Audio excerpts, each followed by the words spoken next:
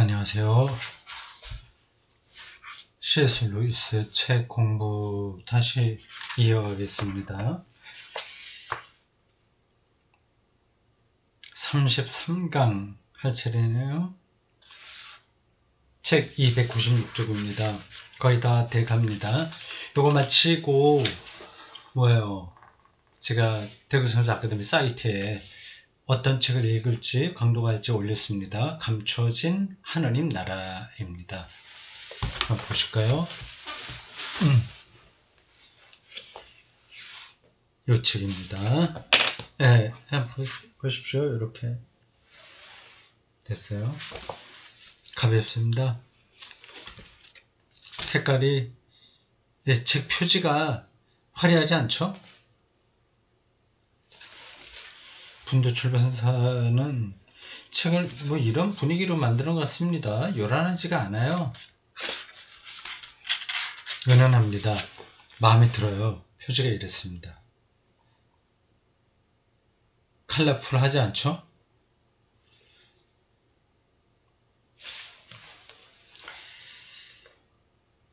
감추어진 하나님 나라. 저도 몇 번 이야기한 신학 개념입니다.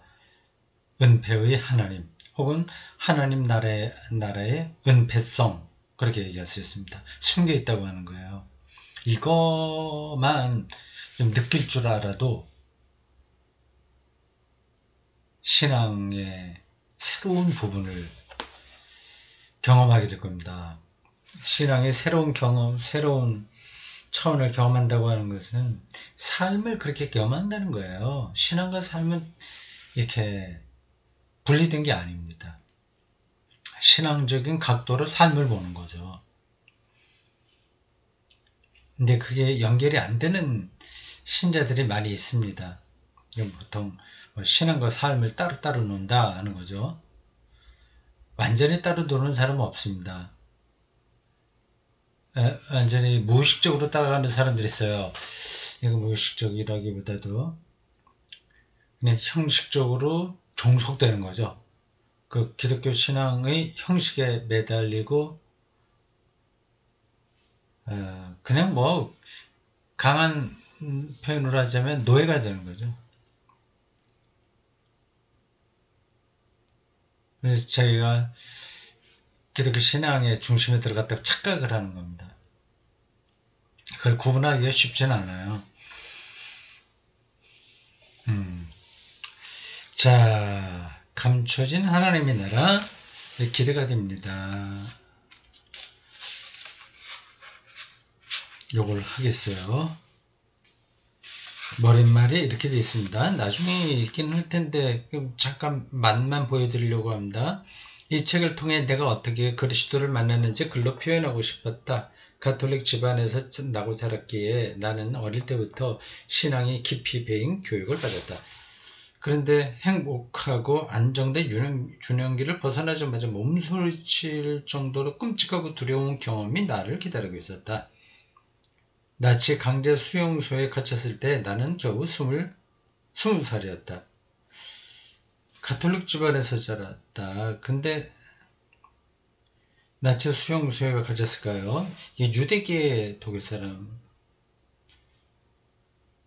보이는데, 그러면 되게 유대교를 할 텐데 가톨릭을 했어요. 어떻게 되는지 뭐 나중에 좀 자세하게 보겠습니다. 이 책이에요. 뒷표지.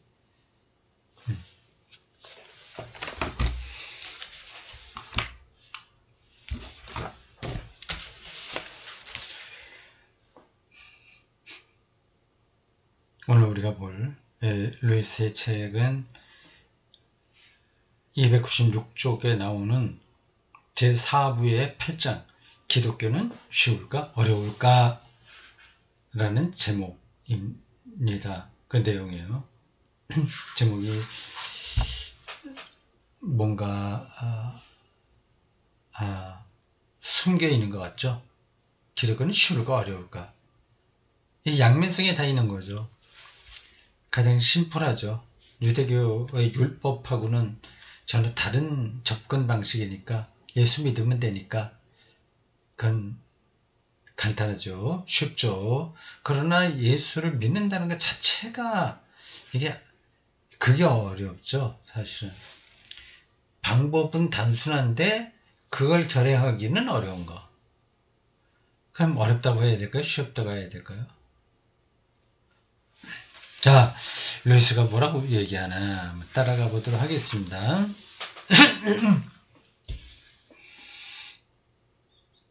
지난 장에서 우리는 그리스도로 옷 입는다 또는 진짜 하나님의 아들이 되기 위해 일단 하나님의 아들인 것처럼 분장한다는 기독교의 개념에 대해 생각해 보았습니다. 저는 이것이 그리스도인이 해야 할 많은 일 가운데 하나가 아니라는 점을 분명히 하고 싶습니다.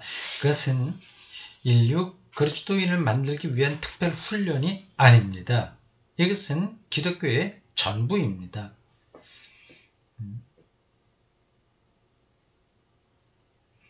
하나님의 아들인 것처럼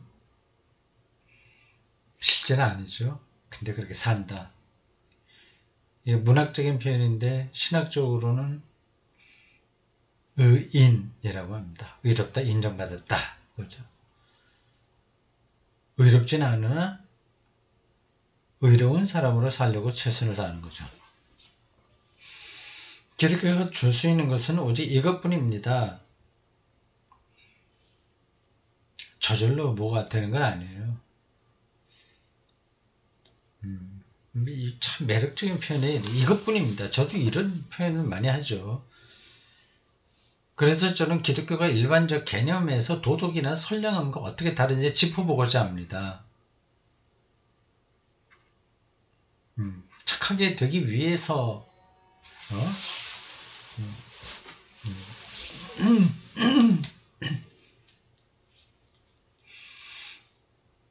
그리스도인이 되기 전에는 보통 다음과 같은 생각을 갖게 마련입니다. 우리는 다양한 욕구와 관심사를 가진 평범한 자아를 출발점으로 삼습니다. 천천히 따라가야 되겠어요. 그리고 이 자아와 다른 무언가 도덕이나 바른 행동이나 사회적 안녕 이런 것들이 이 자아에 대해 권리를 주장할 수 있다고 하는 점, 즉 자아의 욕구에 간섭할 권리를 주장할 수 있다고 하는 점을 인정하죠. 선량하다는 것은 그 권리 주장에 승복한다는 뜻입니다. 평범한 자아가 이른바 그릇된 것을 원할 수도 있습니다. 그럴 때는 자아가 원하는 것을 포기해야 합니다. 평범한 자아는 이른바 옳은 일을 원치 않을 수도 있습니다. 이럴 때는 자아가 원치 않는 것이라도 해야 하지요. 우리는 이런 요구들을 다 채우고 난 후에 이 불쌍한 자연적 자아에게도 얼마간의 기회와 시간이 주어져서 하고 싶은 일들을 하며 삶을 누릴 수 있기를 희망합니다.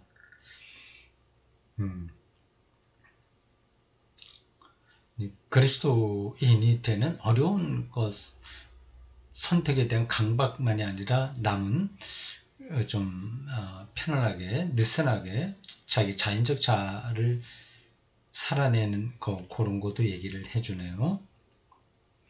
이를테면 정직한 납세자의 심정과 아주 비슷한 것입니다. 세금을 꼬박꼬박 내긴 하지만 그래도 먹고 살만한 돈은 남기를 바라마지 않는 납세자의 심정 말입니다. 이것은 자연적인 자아를 출발점으로 삼고 있기 때문에 생기는 일입니다. 표현이 재미있습니다.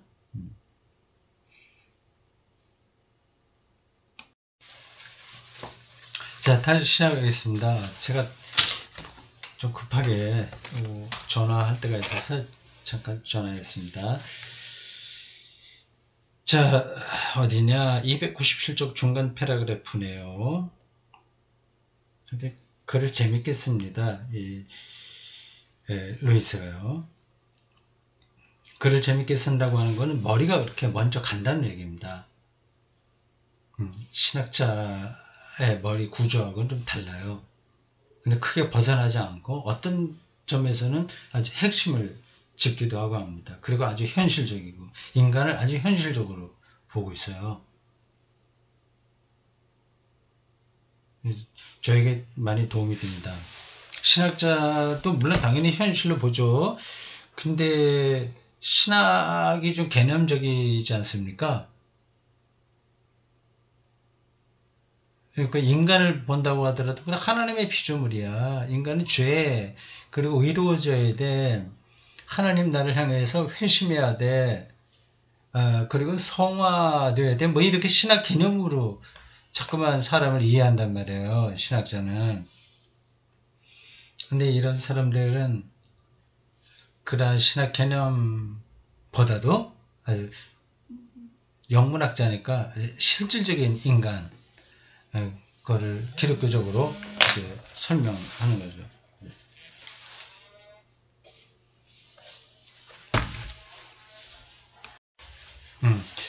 오늘 전화가 자주 오네요. 네, 받을 수밖에 없었던 전화입니다. 하겠습니다. 297쪽 중간 패러그래프입니다. 루이스가 생각도 재밌게 하고 접근이 현실적이고 표현이 문학적이고 해서 좋았다. 그 얘기입니다. 자연적 자, 에도 이제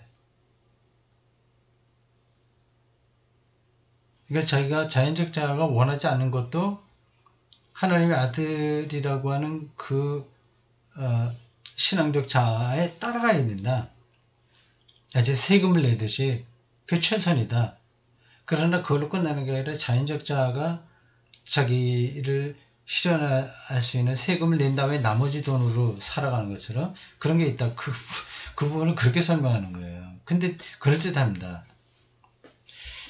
이런 식으로 생각하는 한 그 결과는 둘 중 하나일 겁니다. 즉 선량해지기를 포기하게 되든지, 이게 이제 분리되니까 좀 문제라고 하는 것 같아요. 자, 하여튼 좀 더 가봐야 되겠습니다. 선량해지기를 포기하게 되든지 아주 불행한 사람이 되는 거죠. 자, 보십시오. 자연적 자아에 대한 양심의 요구를 그걸 다 충족시키려다 보면 나만 아는 것이 없습니다. 결국 세금도 못 나게 된다는 건가 보지? 양심은 따르면 따를수록 더 많은 것을 요구할 것입니다. 양심. 그래서 자연적 양심이죠. 속에서 자기 하고 싶은 거가 있죠. 이처럼 매번 굶주리고 구속받으면 이게 지금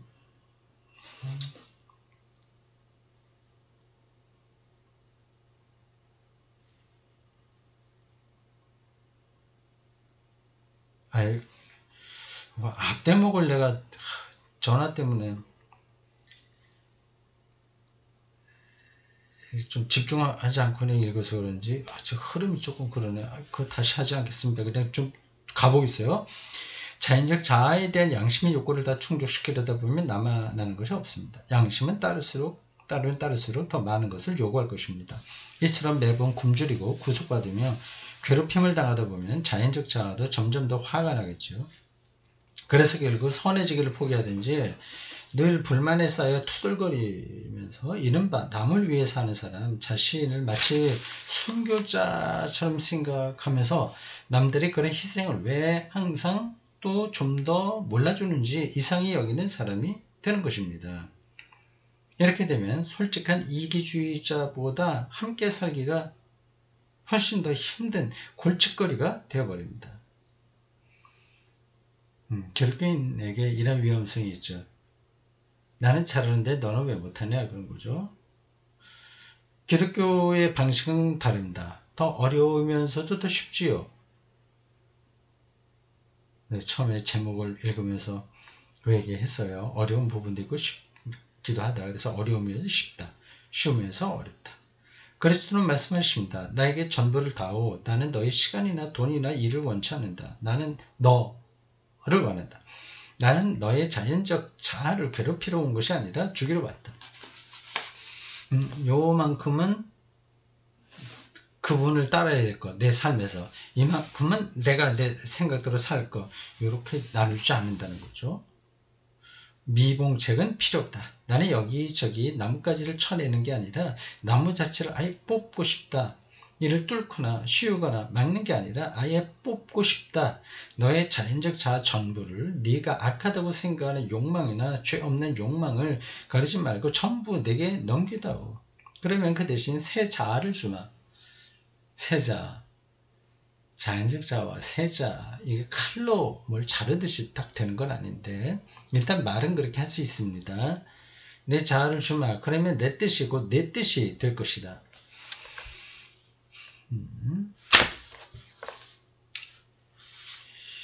이 방식은 우리 노력으로 모든 것을 감당하는 앞서의 방식보다 더 어렵기도 하고 더 쉽기도 합니다.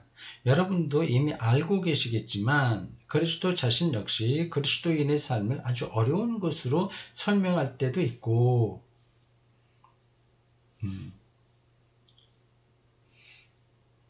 여우도 굴이 있지만 나는 거처할 곳이 없다. 새도 보금자리가 있지만 그렇다. 그렇게 어렵게 얘기도 하고 아주 쉬운 것으로 설명할 때도 있었습니다.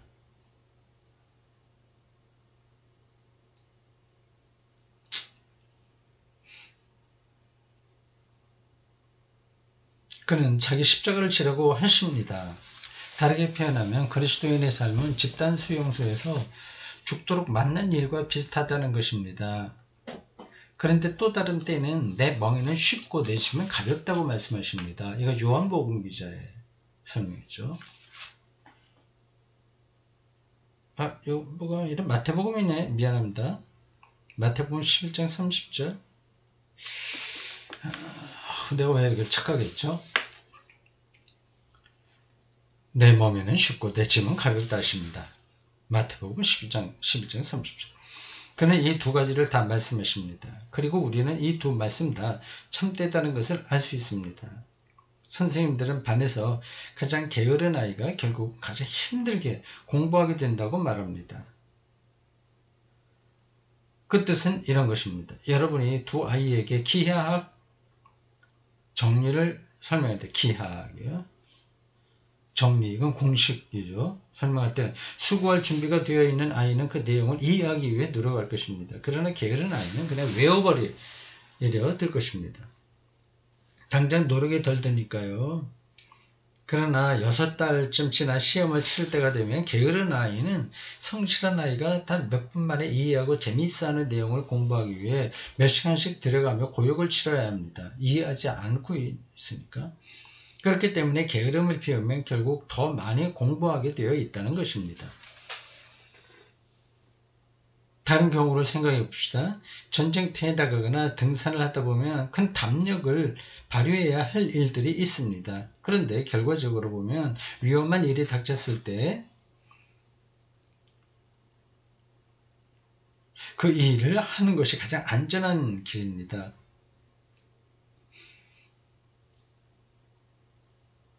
당장 겁이 나서 피하면 몇 시간 후에는 훨씬 더 큰 위험에 처하게 마련이죠. 그렇죠. 비겁하게 굴면 결국 가장 큰 위험을 만나게 되어 있습니다. 그래서 자연적 자아에서 편하다, 그걸 따라가다 보면 결국 나중에는 더 수고를 많이 하게 된다. 그 얘기를 지금 하려고 몇 가지 예를 들고 있습니다.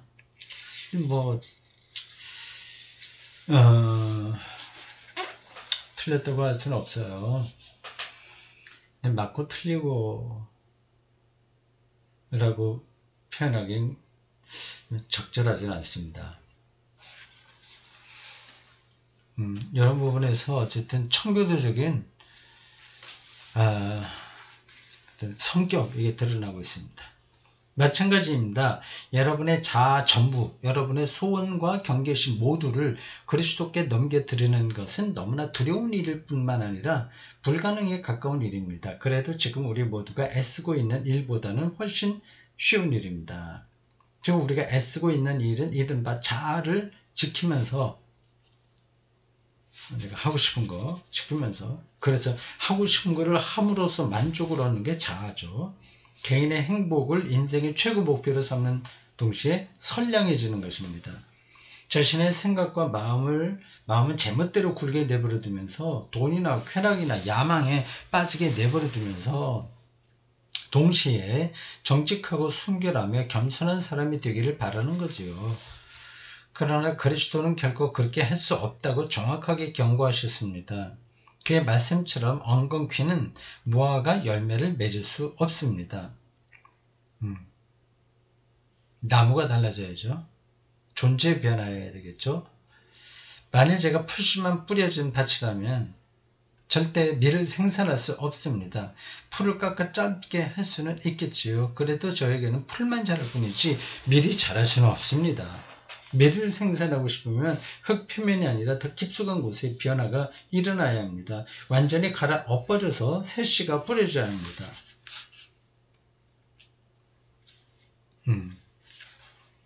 뭐 여기까지 좋아요.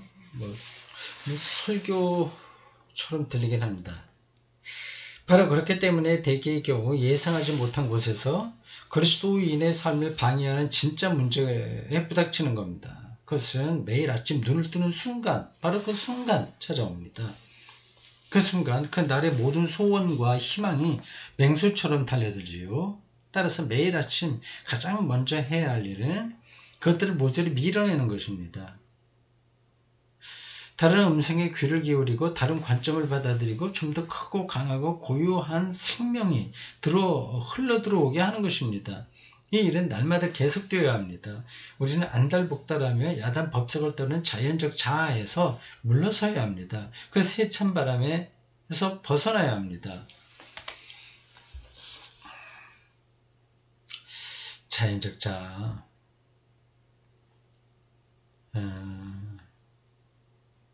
새로워진 자아로 가야 되는데 그게 모양만 바꿔서 되는 게 아니다.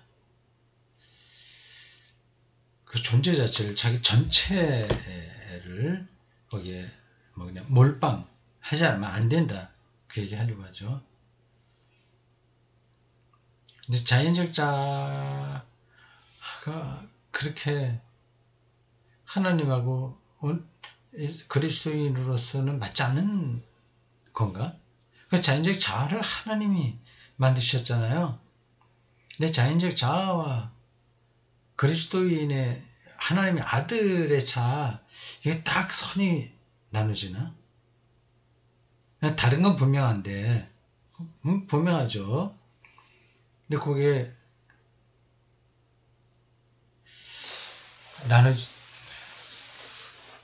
어떻게 돼야지 그렇게 될까?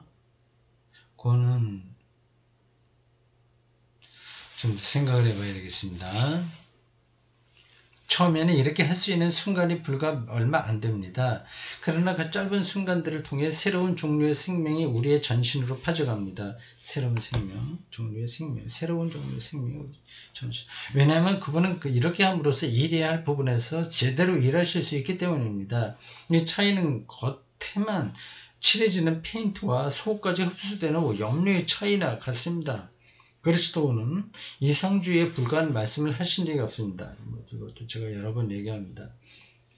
이상적인 게 아니라 현실적이다. 그가 너희도 온전하라고 하실 때에는 말 그대로 정말 온전하라는 것이, 온전히 치료받을 마음을 먹으라는 것입니다. 이것은 어려운 일입니다. 그러나 우리가 오로지 추구하는 일종의 절충안을 따르기는 더 어렵습니다. 안 되니까요. 계속 시행착오 오니까. 온전하게 될 수는 또 없어요.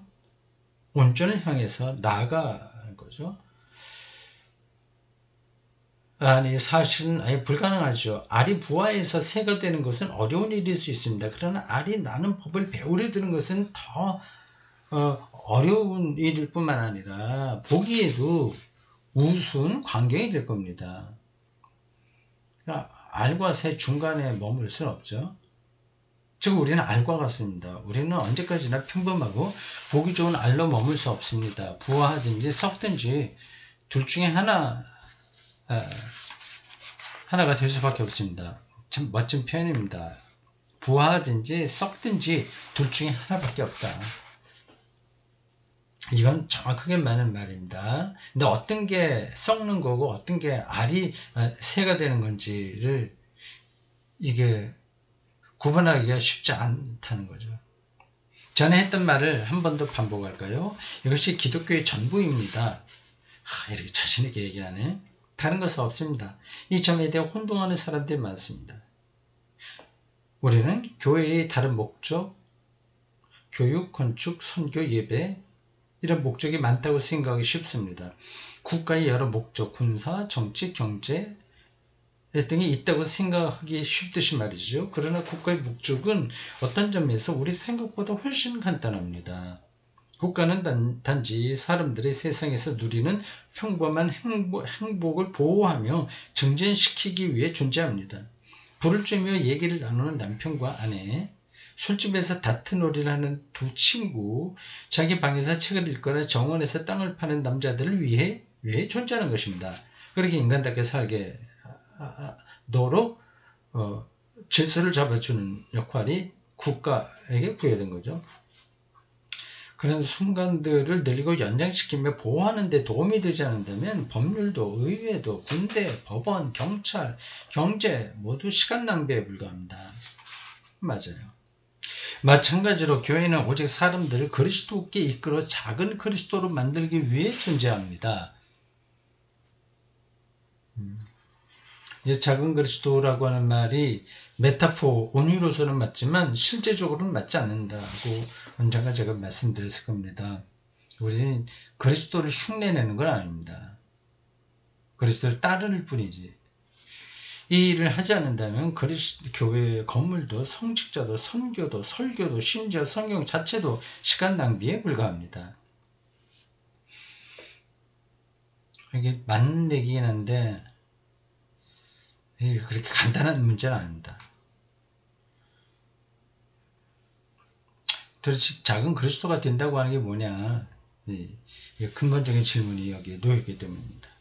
하나님이 인간이 되신 목적은 단 하나뿐입니다. 이 우주 역시 다른 목적을 위해 창조되었을 가능성이 거의 없습니다. 성경은 전 우주가 그리스도를 위해 만들어졌으며 모든 것이 그 안에 함께 모인다고 말합니다. 이 일이 전 우주적으로 어떻게 실현되는지 아는 사람은 아무도 없을 것입니다. 우리는 지구와 수백만 마일 떨어진 곳에 무엇이 살고 있는지 혹시라도 살고 있는 것이 있다면 다른 생명체가 있겠냐 하는 거죠. 모른다. 아니 지구 안에서조차 인간 외에 다른 것들에게는 이 일이 어떻게 이루어지는지 저는 모르고 있습니다. 이것은 당연한 일입니다. 우리에게 보여주신 것은 오직 우리 자신에 대한 계획뿐이니까요. 인간 구원에 대해서만 얘기하지 다른 것, 다른 동물, 식물 그런 것에 대해서 암시하고 있긴 하나 결국은 사람인데 다른 것에 대해서는 우리가 잘 모른다. 그건 어쩔 수 없는 거예요. 저는 가끔 다른 것들에게 이 일이 어떻게 일어나는지 그려보기를 즐깁니다. 저는 인간이 고등동물들을 사랑하며 고등동물, 개 이런 건가요? 다른 어떤 것보다 인간과 닮게 만들 때 그 동물이 어떤 의미에서 인간 안으로 이끌려 들어가는 모습을 볼 수 있다고 생각합니다. 심지어 무생물이나 식물도 인간이 연구하고 사용하며 귀히 볼 때 인간 안으로 끌려 들어가는 듯한 느낌을 받습니다. 만약 다른 세계에 지적인 피조물들이 존재한다면 지적인 생명체 그들 역시 자기들의 세계에서 이런 일을 할 수 있겠지요. 생각이 많이 열려 있어요. 청교도적인 영성에서는 찾아보기 힘든 건데 이 사람에게 그게 있습니다. 지적인 피조물들이 그리스도 안으로 이끌려 들어가면서 이런 식으로 모든 것들을 함께 데리고 들어갈 수 있겠다는 생각도 합니다. 물론 확실히 알 수는 없는 일이죠. 그저 추측해 볼 뿐입니다. 그러나 우리 인간들이 어떻게 그리스도 안으로 이제 다른 거는 모르니까 추측만 하는 건데 인간은 우리가 안다는 거죠. 우리 인간이 어떻게 그리스도 안으로 이끌려 들어갈 수 있는지 그래서 우주의 젊은 군주가 성부께 드리는 놀라운 선물의 일부가 될 수 있는지 그분 자신의 선물이므로 그 안에 들어있는 우리 역시 선물이 되는 건데에 대해서는 이미 알고 있습니다. 우주의 젊은 군주가 뭘 얘기하는 걸까요, 이게? 예수를 가리키나요? 그 표현이 하고 와닿지 않습니다. 우주의 젊은 군주가 성부께 드리는 놀라운 선물의 일부가 될 수 있는지에 대해서는 이미 들어서 알고 있습니다. 우리는 오직 이 일을 위해 창조되었습니다. 또한 성경에는 우리가 그 안에 이끌려 들어갈 때, 이 이끌려 들어간다는 표현이 많이 나오네요. 그래서 비슷한 표현을 했습니다. 하나님에게 받아들여진다. 그 수렴된다. 이게 그 비슷한 뜻 아닙니까? 구체적인 것은 모르나 하나님의 절대적인 생명 세계 안으로 우리가 이끌어 들어간다. 이끌림 받는다. 내 자연 속에 있는 많은 것들 역시 제 자리를 찾을 것이라는 낯설지만 흥분되는 암시가 많습니다. 마침내 악몽은 끝나고 지금 우리가 살고 있는 게 악몽과 같거든요. 정말 악몽 같은 일이 많잖아요.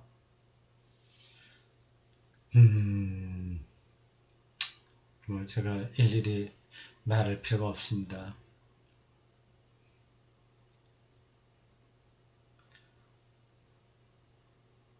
네, 21세기 첨단 문명 풍요의 시절, 이 시대에도 반인간적인 일들이, 아주 뻔뻔스러운 일들이 많이 일어나죠. 정치, 경제, 뭐 법, 사법 체제에 이르기까지 악몽이죠.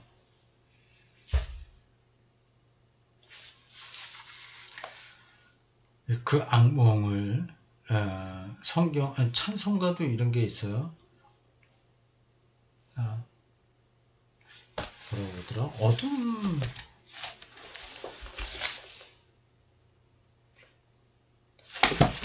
뭐라고 그러더라? 근데 지난 수요일날 불렀는데 포로생활 찬송가 104장 고도소서 임마누엘 지난 수요일 공부 모임에서 불렀습니다. 1절 두 번째 단이 이래요. 이스라엘 그 포로생활 고달파. 포로생활 고달파. 그거는 역사에서 경험된 이스라엘만 얘기하는 게 아니라 오늘 우리들도 똑같다. 포로생활했다. 이 악몽이라는 말하고 이제 서로 통하는 얘기입니다. 마침내 악몽은 끝나고 하나님 세계에 끌려 들어갈 때 아침이 밝아올 것입니다. 이렇게 얘기하는데 이거 사람들이 못 알아듣는 사람 못 알아듣습니다. 다행이네요. 이분도 이렇게 얘기하는데 저도 이런 식으로 설교할 때가 많이 있어요.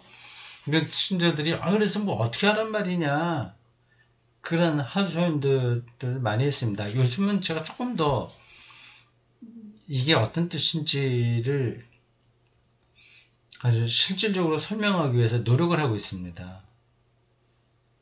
그게 얼마나 전달되는지는 잘 모르겠습니다. 근데 그 마지막 문장의 표현이 멋집니다.